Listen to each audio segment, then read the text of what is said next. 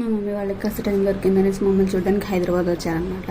మా పిన్ని బాబాయ్ నా విజన్ బోర్డ్ చేసి ఏమేమి పెట్టింది, ఇంట్లో ఏమేమి రాసింది అని చూస్తున్నారు. So morning breakfast as usual Java ఉంటుంది. సో మిల్లెట్స్ జావా అని మేము చెప్తాం అనమాట, ఎందుకంటే అన్ని మిల్లెట్స్ కలిపి చేసేస్తాము. సో ఇలా ప్లేట్లలో, గిన్నెల్లో, గ్లాసులు తాగేస్తాం అనమాట. మాకు పెద్దగా ప్రాబ్లం ఏమి ఉండదు తాగడానికి. అండ్ పెరిగేసుకుని తాగేస్తాం అనమాట. అండ్ దాని తర్వాత సండే కాబట్టి ఖచ్చితంగా జొన్న రొట్టెలు. సో మేము ఫిష్ తీసుకొచ్చామన్నమాట, అందుకని జొన్న రొట్టెలు అయితే కంపల్సరీ ఉండాలి.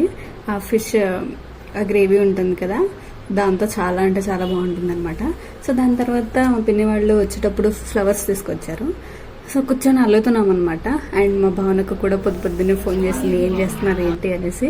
So finally fish curry ready అయిపోయింది. సో నాకు చాలా ఇష్టం అనమాట. అండ్ లంచ్ టైం అయిపోయింది అనమాట, అందరం కూర్చొని లంచ్ చేస్తున్నాము.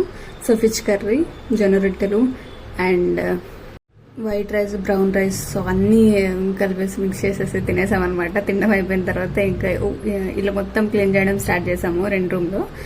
అండ్ ఇది వచ్చేసి ఎప్పటి నుంచో పేరుకుపోయింది అనమాట, అస్సలు పోవట్లేదు. అందుకే ఇక్కడ ఒక మ్యాజిక్ చెప్తాను నేను మీకు. హార్పిక్ అండ్ ముగ్గు ఉంటుంది కదా, మనం ఇంటి ముందు ముగ్గు వేస్తాం కదా, ఆ రెండింటితో మ్యాజిక్ చేసాం మేము. అంతా కలిపేసి మొత్తం గీకేసామన్నమాట.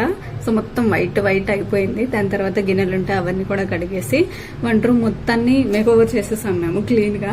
సో ఇప్పుడు చూడండి ఎంత బాగుందో. గ్యాస్ పొయ్యి ఉంటుంది కదా, దాని మీద కూడా ముగ్గు వేసి బాగా రుద్దేసరికి అది కూడా వైట్ అయిపోయింది అనమాట.